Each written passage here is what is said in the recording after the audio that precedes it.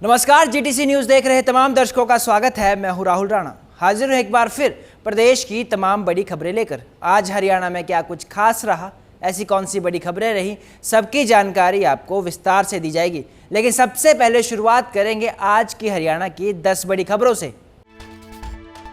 मुख्यमंत्री नायब सिंह सैनी की अध्यक्षता में हुई बैठक, हरियाणा विजन 2047 एक्शन प्लान का किया गया रिव्यू, अधिकारियों को दिए गए निर्देश। दिल्ली की सड़कों पर मुख्यमंत्री सैनी ने दौड़ाई कार, ईवी और ऑटोमोबाइल कंपनियों के साथ की बैठक, उद्योगपतियों को प्रदेश में निवेश करने का दिया न्योता। वेब सीरीज में महिलाओं पर अभद्र टिप्पणी मामले में क्रिकेटर युवराज सिंह के पिता योगराज सिंह की बढ़ सकती है मुश्किलें, हरियाणा राज्य महिला आयोग ने भी मामले में जांच की शुरू। इससे पहले पंजाब राज्य महिला आयोग ने मामले का लिया था संज्ञान। ममता बनर्जी के बयान पर अनिल विज का पलटवार, बोले राजनीति में उनका काम हो चुका है तमाम। राहुल गांधी पर भी विज ने कसा तंज, कहा पीएम मोदी राहुल गांधी की तरह मटर गश्ती करने बाहर नहीं जाते। पिंजौर के एरिया के गांव खेड़ा पत्थर बसोला के जंगल में लगी आग, सूचना मिलते ही मौके पर पहुंची फायर ब्रिगेड की गाड़ियां, की जा रही आग पर काबू पाने की कोशिश। साइबर सिटी गुरुग्राम में बीच रास्ते बंद हुई मेट्रो ट्रेन, अंधेरे में ट्रैक पर चले यात्री, पुल की रेलिंग पकड़कर स्टेशन पहुंचे, कई सेक्टरों में ब्लैकआउट। मनोहर लाल खट्टर का सीजेपी पर प्रहार, कहा कॉकरोच जनता पार्टी शरारती तत्वों का मूव, किसान नेता गुरनाम सिंह चढ़ूनी पर भी कसा तंज। सिरसा में 12 साल के बच्चे का अपहरण, 70 लाख की फिरौती मांगी, दुकान के नौकर ने साथियों संग रची किडनैपिंग की साजिश, पुलिस नाकेबंदी से घबराए आरोपी बच्चे को छोड़कर हुए फरार। हरियाणा में फिर बढ़े पेट्रोल डीजल के दाम, 10 दिन में तीसरी बार हुई बढ़ोतरी, सिरसा में सबसे ज्यादा, खेती लागत बढ़ने से सब्जियां हुई महंगी। और उत्तर भारत में मौसम ने ली करवट, दक्षिण हरियाणा, पंजाब और राजस्थान के कई इलाकों में हुई हल्की बूंदाबांदी, सिरसा में हल्की बारिश के बाद मौसम हुआ सुहावना, मौसम बदलने के बाद आमजन ने ली राहत की सांस। और बुलेटिन की शुरुआत करेंगे इस वक्त एक बड़ी खबर के साथ जो आ रही है हरियाणा के करनाल से, जहां केंद्रीय मंत्री मनोहर लाल खट्टर ने देश में रिकॉर्ड बिजली मांग को लेकर एक बड़ा बयान दिया है। खट्टर ने कहा कि भीषण गर्मी और लगातार बढ़ती हीट वेव्स के बीच 21 मई को देश में बिजली की मांग 271.8 गीगावाट तक पहुंच गई थी, जो अब तक का सबसे बड़ा आंकड़ा है। हालांकि उन्होंने भरोसा दिलाया कि अगर मांग बढ़कर 283 गीगावाट तक भी पहुंचती है तब भी देश पूरी तरह तैयार है और बिजली संकट नहीं आने दिया जाएगा। केंद्रीय मंत्री ने कहा कि भविष्य की जरूरतों को देखते हुए केंद्र सरकार सोलर, हाइड्रो और थर्मल पावर सेक्टर को लगातार मजबूत कर रही है। उन्होंने ये भी कहा कि AIT technology, data centre, EV sector और इलेक्ट्रिक उपकरणों के बढ़ते इस्तेमाल से आने वाले समय में बिजली की मांग और तेजी से बढ़ेगी। पिछले लगभग 4-5 दिन से देश में एक हीट वेव, गर्मी बहुत बड़ी है और इसका जो एक प्रमाण है वो है कल 22 तारीख को, आज 22 है, कल 21 तारीख को, और 270 गीगावाट से भी बढ़ गई, यानी 270.8, और ये आज तक की हाईएस्ट पीक डिमांड ये देश में हुई है। और मुझे आपको बताते हुए खुशी हो रही है कि इस हाईएस्ट पीक डिमांड को हमने बहुत अच्छे प्रकार से मीट आउट किया और कहीं किसी प्रकार की कोई कठिनाई, कमी आने नहीं दी। और न केवल 271 बल्कि आज हमने रिव्यू किया है तो 283 गीगावाट तक भी हम देश में अगर इस प्रकार की कोई डिमांड आती है उसको पूरा करने के लिए तैयार हैं। और भी आगे अगले वर्षों में डिमांड बढ़ेगी, उसकी तैयारी हमारी चल रही है। पावर डिपार्टमेंट बहुत अच्छे प्रकार से प्रगति कर रहा है, चाहे वो सोलर पावर हो, हाइड्रो पावर हो, थर्मल पावर हो, हर प्रकार की पावर को आगे बढ़ाने में हम लगे हैं और आगे चल करके इसकी डिमांड और बढ़ने वाली है, क्योंकि जैसा हमको पता है कि पेट्रोलियम पदार्थ और गैस, इसकी कमी के कारण से बहुत से जो उपयोग हैं वो अब पावर पर बढ़ते जा रहे हैं और पावर के बढ़ने के कारण से पावर की डिमांड और बढ़ेगी। अगले वर्षों में एआई, डाटा सेंटर्स, ईवीज, ये सब और बढ़ेंगे तो पावर की बढ़ती हुई डिमांड को हम पूरा करेंगे। मुश्किलों में योगराज सिंह, जी हां, क्रिकेटर युवराज सिंह के पिता योगराज सिंह की मुश्किलें लगातार बढ़ती नजर आ रही हैं।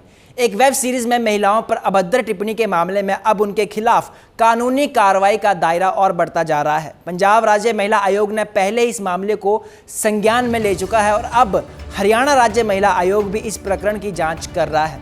आयोग की चेयरपर्सन रेणु भाटिया ने कहा कि मामले में आगे की कार्रवाई के लिए कानूनी प्रक्रिया का सहारा लिया जाएगा। रेणु भाटिया ने यह भी कहा कि इस टिप्पणी के चलते युवराज सिंह का नाम भी अनावश्यक रूप से विवाद में घसीटा गया। वहीं चंडीगढ़ पुलिस ने योगराज सिंह के खिलाफ मामला दर्ज कर लिया है। दूसरी ओर योगराज सिंह ने चंडीगढ़ जिला अदालत में अग्रिम जमानत के लिए याचिका दाखिल की है। फिलहाल दोनों राज्यों के महिला आयोग इस पूरे मामले पर नजर बनाए हुए हैं और आगे की कार्रवाई कानूनी प्रक्रिया के अनुसार की जाएगी। लेकिन अब ये कहना गलत नहीं होगा कि आने वाले समय में एक बार फिर योगराज सिंह की मुश्किलें बढ़ती हुई नजर आ रही हैं। मैं भी बहुत निंदा करती हूँ, नाराज़ हूँ कि एक पंजाब का अच्छा कलाकार, हरियाणा पंजाब जो आपको बहुत अच्छा किरदार आपके देखकर अच्छी तारीफ़ करता था, आज वो आपके सारे जो फैंस हैं वो आपकी निंदा कर रहे हैं। अगर आपके पास वो डायलॉग लिखा हुआ भी आया था, अगर वो सीन की डिमांड भी थी, तो आपका अपना ज़मीर कहाँ था? बेटियों के लिए, माताओं के लिए आपका ज़मीर कहाँ था?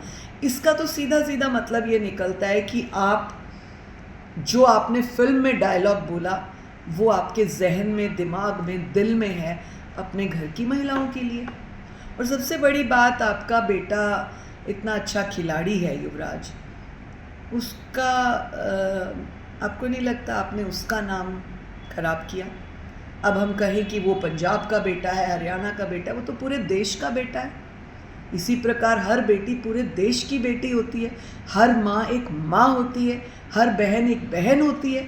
बावजूद उसके आप इतने घिनौने गंदे शब्दों का इस्तेमाल करते हैं, आपके मुंह से निकलते कैसे हैं? वो व्यक्ति निकाले जिसकी कोई माँ ना हो, बहन ना हो, बेटी ना हो, बीवी ना हो। आपने किसके लिए निकाले वो शब्द? मैं इसकी कड़ी निंदा करती हूँ और मैं देख रही हूँ जो भी लीगल प्रोसेस बनेगा, मैं प्रयास करूँगी कि मैं उसे कर पाऊँ। अब अगली खबर राजनीतिक बयानबाजी से जुड़ी हुई है। टीएमसी प्रमुख ममता बनर्जी के उस बयान पर सियासत अब तेज हो गई है जिसमें उन्होंने कहा था कि दिल्ली में भाजपा की सरकार ज़्यादा दिन तक नहीं चलेगी। इस पर हरियाणा के कैबिनेट मंत्री अनिल विज ने कड़ी प्रतिक्रिया देते हुए कहा कि हारे और मिटे हुए मोहरे ऐसे ही बयान देते हैं। उन्होंने कहा कि ममता बनर्जी का राजनीतिक प्रभाव अब खत्म हो चुका है और वह भविष्य में राजनीति में अपनी जगह नहीं बना पाएंगी। इसके साथ ही अनिल विज ने कांग्रेस नेता राहुल गांधी के बयान पर भी पलटवार किया। दरअसल राहुल गांधी ने प्रधानमंत्री नरेंद्र मोदी की विदेश यात्रा और वहां उपहार देने को लेकर टिप्पणी करते हुए कहा था कि प्रधानमंत्री देश को आर्थिक चुनौतियों की चेतावनी देते हैं लेकिन खुद महंगे विमानों में यात्रा करते हैं और विदेशों में उपहार बांटते हैं। उन्होंने इसे नेतृत्व नहीं बल्कि दिखावा और नौटंकी बताया था। इस पर कैबिनेट मंत्री अनिल विज ने पलटवार किया और कहा कि राहुल गांधी को प्रधानमंत्री की विदेश यात्राओं से तकलीफ हो रही है। विज ने कहा कि प्रधानमंत्री देश के हित में जाते हैं और निवेश लेकर आते हैं। उन्होंने ये भी कहा कि विदेशी यात्राएं आर्थिक सहयोग और अंतर्राष्ट्रीय संबंध मजबूत करने के लिए होती है, ना कि मटर गश्ती करने के लिए।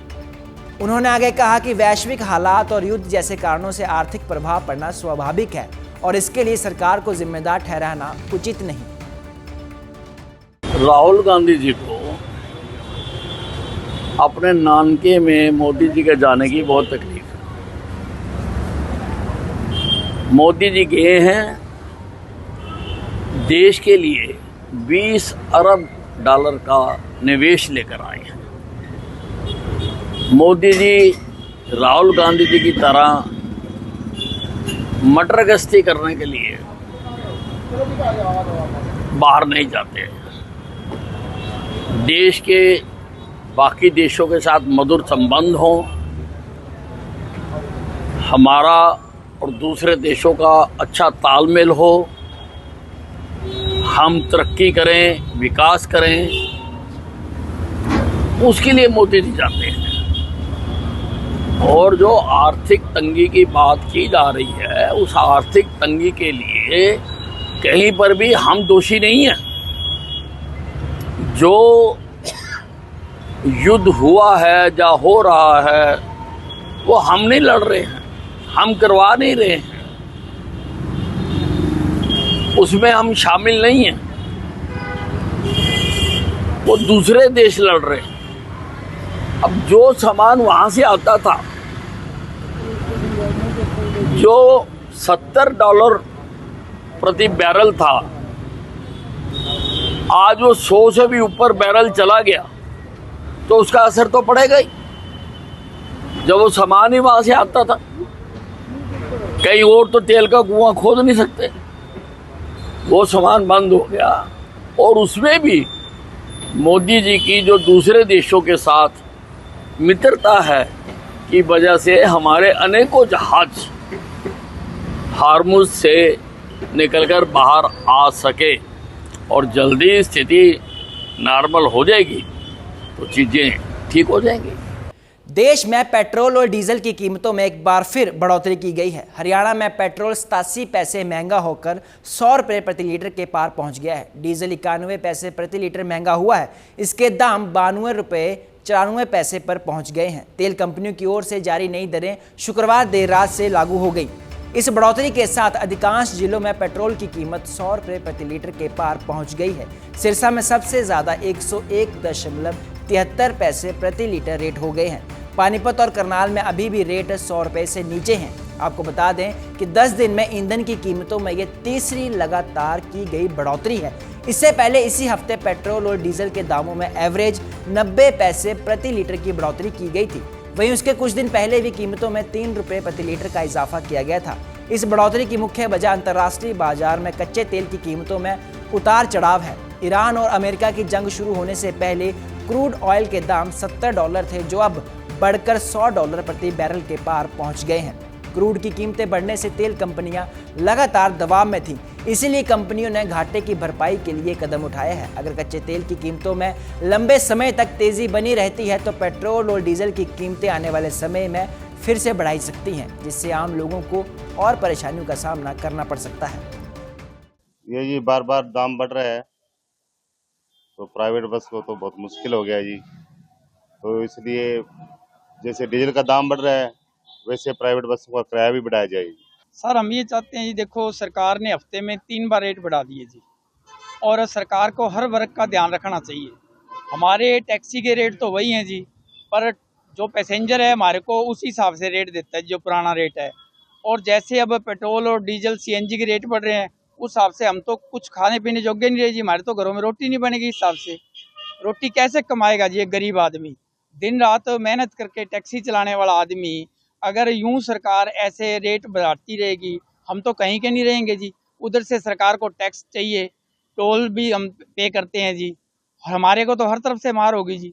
ब्रेक के बाद आपका स्वागत है। अगली खबर का रुख करेंगे। मध्य पूर्व में बढ़ते तनाव और वैश्विक हालात के बीच पेट्रोल और डीजल, इसके अलावा एलपीजी गैस और खाद्य आपूर्ति को लेकर लोगों के मन में कई तरह के सवाल उठ रहे हैं। इसी बीच हरियाणा के खाद्य नागरिक आपूर्ति एवं उपभोक्ता मंत्री राजेश नागर ने सरकार की तैयारियों, राशन वितरण व्यवस्था और पीएनजी को बढ़ावा देने की योजनाओं को लेकर बड़ी जानकारी साझा की। इस दौरान उन्होंने क्या कुछ कहा, आप भी सुनिए। Food and supply minister Rajesh नागर हमारे साथ है। बातचीत करेंगे कि सर जिस तरह की इस समय माहौल है, क्या स्थिति है एलपीजी गैस की और पेट्रोल डीजल की क्या स्थिति है प्रदेश में, और इस हालात को आप किस तरह देखते हैं?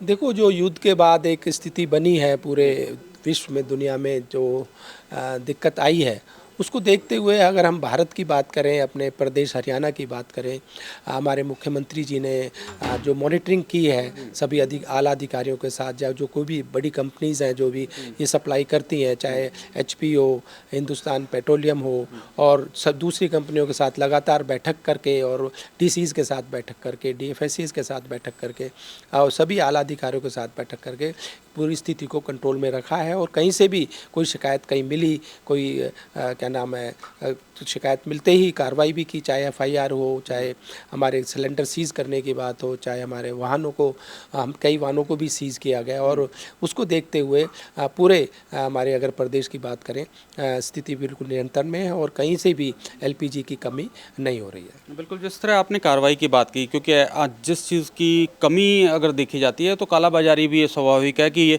बढ़ जाती है। तो कितने का अभी तक इस तरह एफआईआर या कोई उदाहरण के तौर पर या कोई आंकड़ा हो आपके पास जिनकी कार्रवाई हुई हो अभी तक?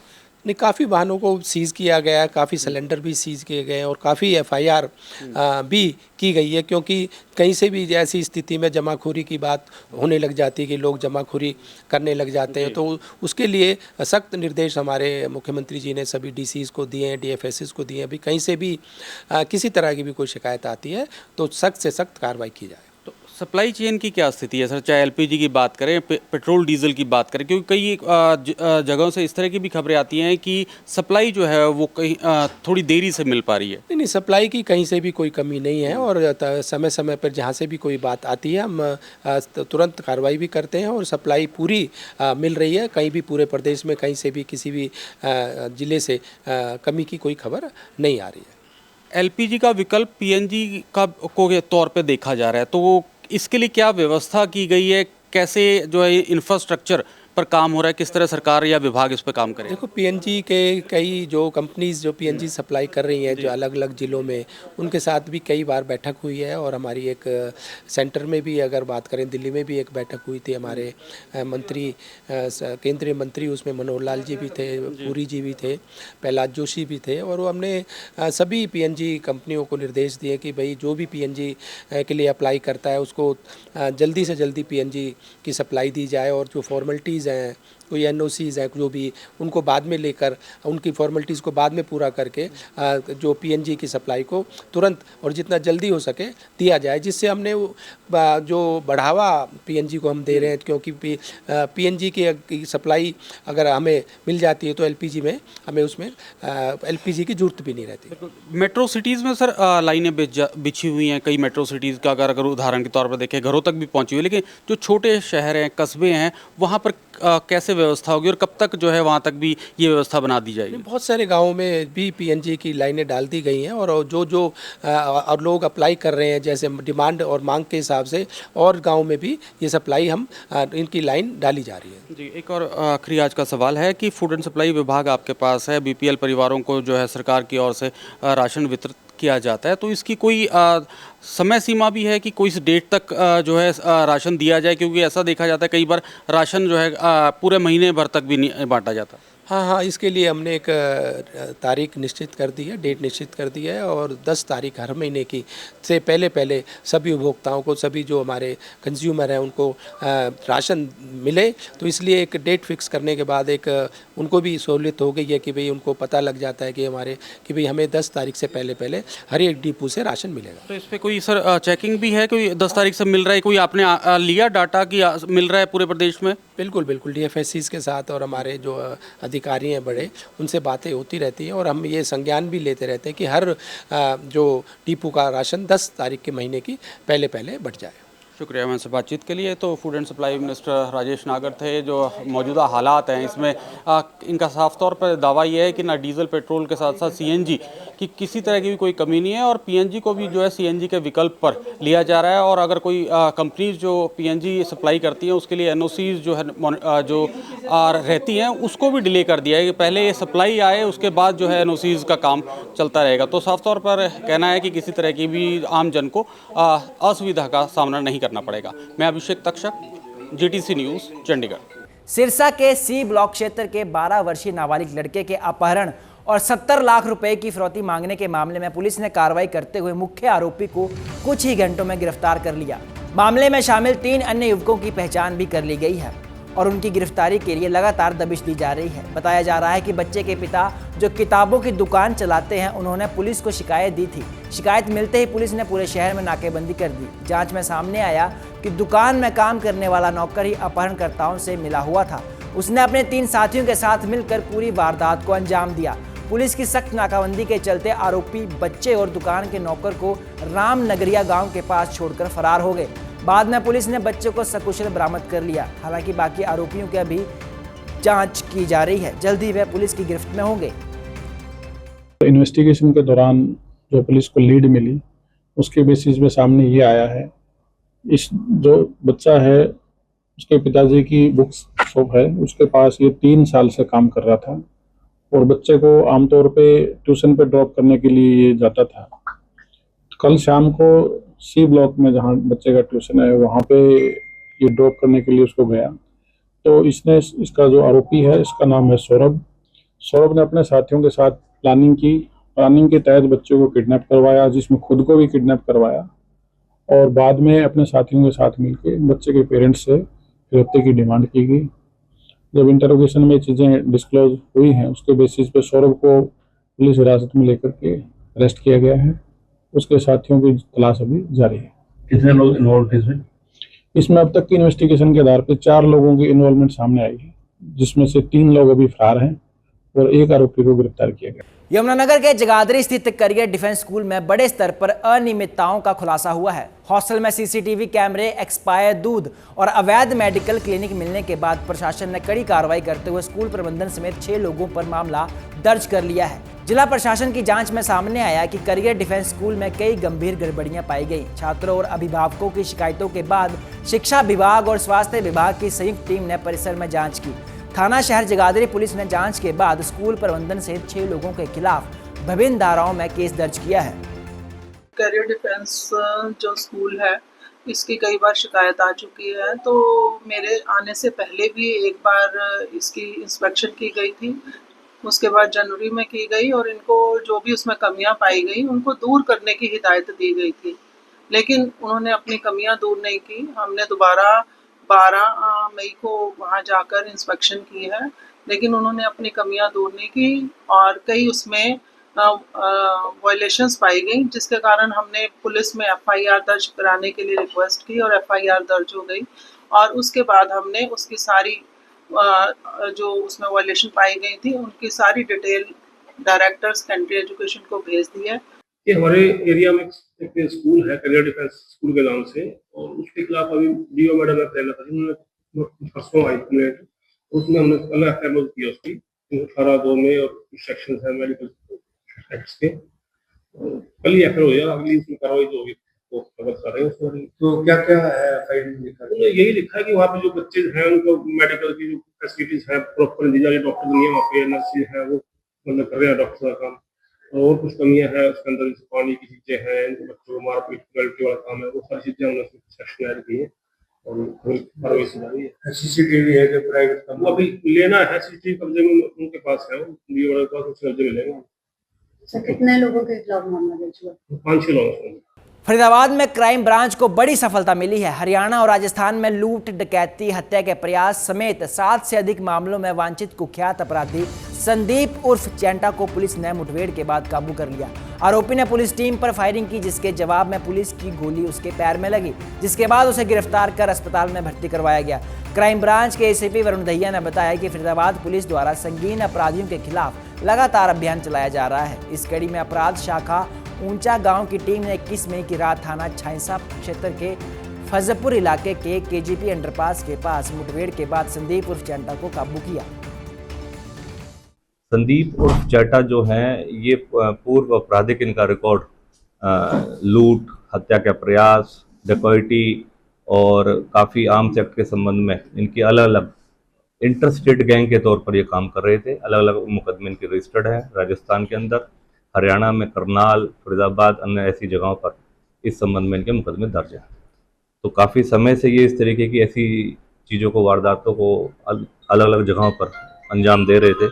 उसके मद्देनज़र जब इस वारदात 20 तारीख की वारदात को संज्ञान में लिया गया तो कमिश्नर पुलिस श्री सत्येंद्र गुप्ता साहब ने टीमों का गठन करने के आदेश दिए और फिर डीसीपी क्राइम श्री राजेश मोहन साहब की दिशा निर्देश में टीमों का गठन करा गया और मुख्य तौर पर जो क्राइम ब्रांच की टीम ऊंचा गांव है उसके प्रभारी सब इंस्पेक्टर सुंदर की टीम ने इस जो संदीप उर्फ चैंटा है इसके बारे में जानकारी इकट्ठी करी और इसको पकड़ने में सफलता प्राप्त करी गई है।